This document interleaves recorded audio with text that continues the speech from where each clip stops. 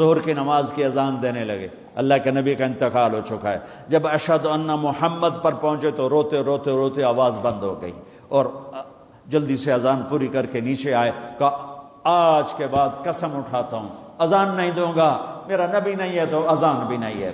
اور حضرت ابو بکر سے اجازت لے کر جب وہ خلیفہ بن گئے، جہاد پہ چلے گئے، 6 مہینے تک آئے نہیں۔ لاکھوں صحابہ جہاد میں گئے، کسی کو میرے نبی خواب میں نہیں آئے، صرف بلال کو آئے۔ بلال، یہ کیا بے وفائی، ہم سے ملنا ہی چھوڑ دیا، ہمارے پاس آنا ہی چھوڑ دیا۔ آنکھ کھلی تو ان کو یوں لگا جیسے اللہ کے نبی زندہ بلا رہے ہیں، یا رسول اللہ میں آ گیا، یا رسول اللہ میں آ گیا، اور اسی وقت اونٹنی کو بھگایا۔ 21 دن کا سفر، 21 دن کا سفر 7 دن میں کیا، 7 دن صرف نماز اور پیشاب کے لیے اترتے تھے اور بھگاتے بھگاتے بھگاتے۔ 8ویں دن جب مدینے میں پہنچے